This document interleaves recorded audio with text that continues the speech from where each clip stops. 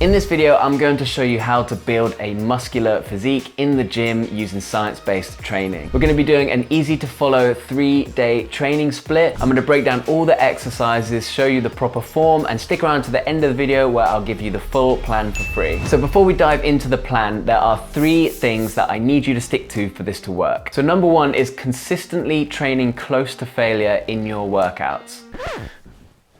The studies show that in order to stimulate muscle hypertrophy, you need to take your muscles close to failure when resistance training. There's a bunch of different arguments about rep ranges and what is the most optimal rep range, but one thing that's universally agreed is that you need to take the muscles at least close to failure to stimulate muscle growth. Most of the literature tells us that the ideal rep range for hypertrophy is between 8 and 15 reps, so that would be the rep range that we'll stick to for this plan. Number 2 is to log your workouts and to progressively overload your muscles over time. So as we mentioned before, we want to be taking the muscles close to failure and in the rep range of between 8 and 15 reps.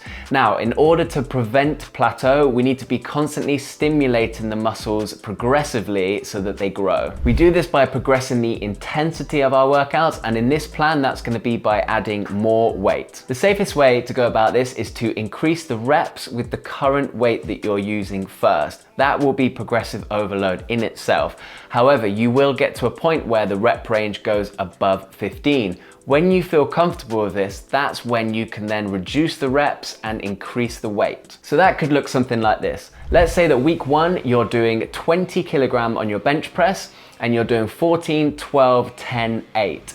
Now, over time, you're getting stronger. By week 4, you're doing maybe 16, 14, 12, 10. And you're feeling really comfortable with this. You're feeling like you're not really getting to failure. You've got more reps in the tank. That is the time at which you can then up the weight and bring the reps back down. So you might then be lifting 25 kilograms or 30 kilograms and doing 14, 12, 10, 8. By increasing the rep range first with the current weight you're on, you're going to reduce the likelihood of injury and you're going to be better prepared for when you add more weight to those lifts. Now, this is why it's so important to log your workouts, because if you're writing down these numbers, you can keep a nice track over time of your progressive overload and you can see that you're always getting stronger. Guys, can we calm down a bit, please? There's a bunch of different apps that you can use to log your workouts and they're really intuitive, but you can also just be writing them in the notes on your phone or using a pen and notepad. Number 3 is to make sure you're eating enough protein. To grow muscle, there is a minimum target of protein that we need to be hitting a day. The literature states that this is between 0.7 and 1 gram per pound of body weight,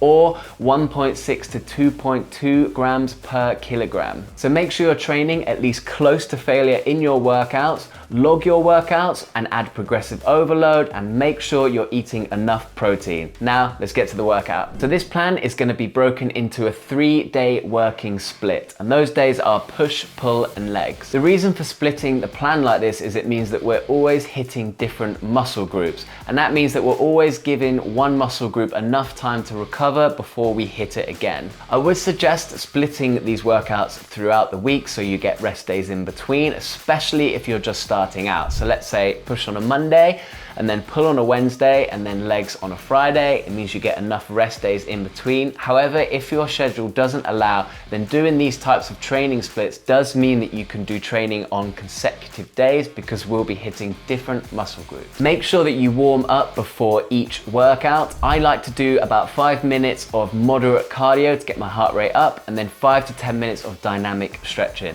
I'll link one of my warm-up routines in the top right-hand corner of the video now that you can follow along. So first exercise of the push workout is going to be a horizontal push. On a flat bench, we perform a horizontal press with either a barbell or dumbbells. If you're just starting out, I would suggest starting with dumbbells. It's gonna work on your stability a little bit more, and it means that you can throw the dumbbells down if you get in trouble. If you wanna progress onto a barbell, then I would suggest using a spotter. So plant your feet, arch your back, retract your scapula, and then slowly lower down to about nipple level before driving powerfully back up. Really think about your tempo here. So lower down nice and slowly, and then you want to drive up quicker with power. You can also switch up your training by doing an incline bench press. That's going to work more of the upper pecs. So set the bench to about a 30-degree height And for this, we don't need to retract the scapula. Again, we can do this with dumbbells or a barbell. If you're new to this, I would suggest starting with dumbbells. Rather than flaring the elbows right out to the sides, bring them in slightly to about a 45-degree angle, and it's going to protect your shoulders better from getting injuries. Make sure that you lower down to the point at which you feel a nice stretch on your pecs. So next up is a vertical press, and I would suggest starting with doing dumbbells in a seated position. This is going to provide stability and really help you lock in your form and target the shoulders. You can mix it up by trying standing with dumbbells or with a barbell. It's going to need a little bit more stability, so you're going to be training different parts of your body to stabilize yourself, which is going to add an added challenge. So third exercise of this push workout is going to be chest dips. Use your full range of motion and lower right down so that you feel a nice stretch in your pecs. Keep a nice slow tempo when you lower down and really control the movement. Now, if these are too challenging for you to do right now with your body weight, you can use the assist machine and set a counterweight. The adding of progressive overload will be to reduce that weight over time. So we've got chest flies coming up next, and we're going to be doing this with cables. So set the height of the cables to about chest height. We're going to start with the hands slightly behind the body so that you feel a nice stretch in the chest.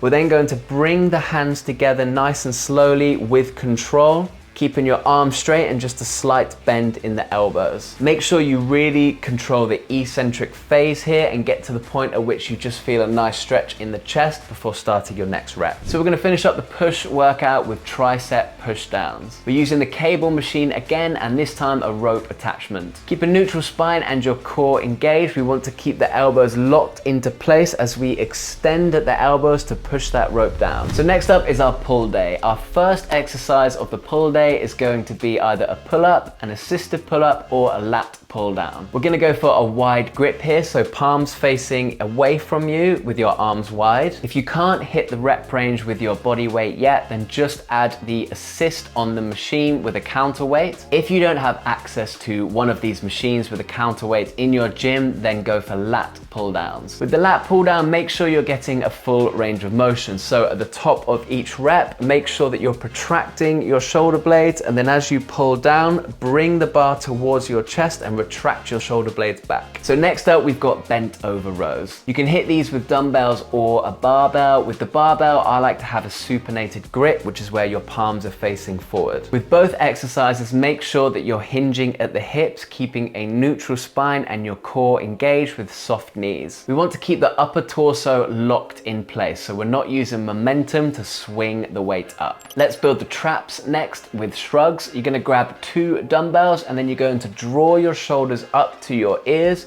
Let your hands come away from your body slightly. Pause at the top of each rep and then slowly lower down. So let's build those side delts next with lateral raises. Grab 2 dumbbells, lean slightly forward, and then raise the dumbbells at about a 45-degree angle to the body with soft elbows. Make sure you control the eccentric, which is the lowering phase of the rep. You can also experiment with full range of motion laterals, so they will be more challenging and you might need to reduce the weight a little bit. They're really great for muscle growth. Make sure you do them nice and slow with control. So we're going to finish up by hitting the biceps. I like to really vary my bicep training, so I've got a few different variations for you here. We've got the standard supinated curl, the neutral grip hammer curl, and my personal favorite, the incline bench curl. The reason why I like this one is that the studies show that we get the most hypertrophy when our muscles are in the most stretched position. So with the incline curl, we've already got the bicep in that stretched position when we start the curl. Whichever variation you're choosing on that day, just make sure that you really control the eccentric phase of the movement, which is the lowering phase. And on your very last rep, lower the weight down as slowly as possible. So last up is everyone's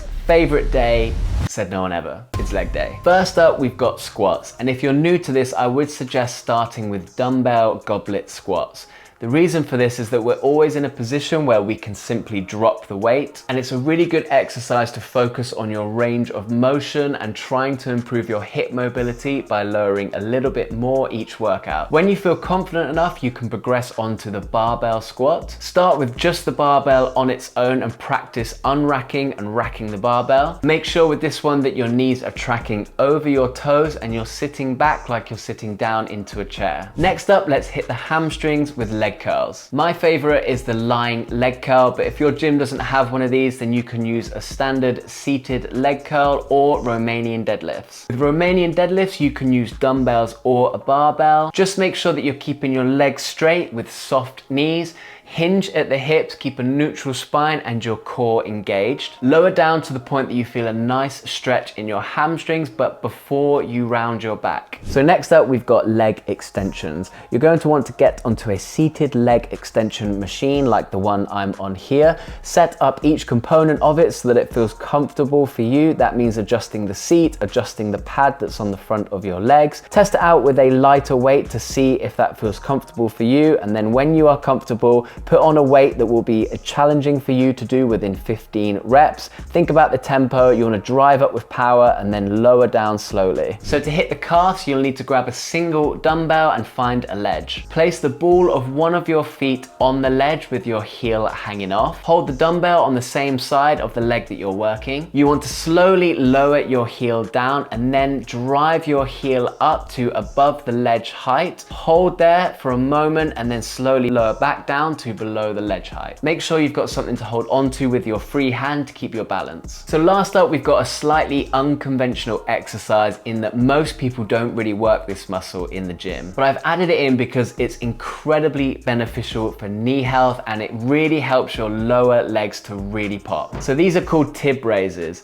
You lean with your back flat against a wall and you want to have your feet out in front of you so that your legs are at an angle. You then simply raise your toes up off the ground, pause at the top of each rep and then slowly lower the toes back down to the ground. Now, as this is a body weight exercise and we don't have a weight that we can increase over time to add progressive overload, I want you to do all of these sets to failure. Now, trust me, they're gonna really creep up on you and your shins will be absolutely burning at the end of this. We'll be doing 4 sets of every exercise and let's rest for 90 seconds between every set. So that's it. Here is the full plan. You can screenshot this now and I'll also add a link in the description for you to download it as a PDF. Enjoy the plan, guys. Please let me know how you get on with it and let me know what you think in the comments below. If you are interested in going much deeper with this, then you can hit me up for one-to-one sessions, a personalized workout plan for you, nutritional advice and a breakdown of your macros. You can inquire at my website and email, which will be in the description below. Thanks for watching, guys. Much appreciated.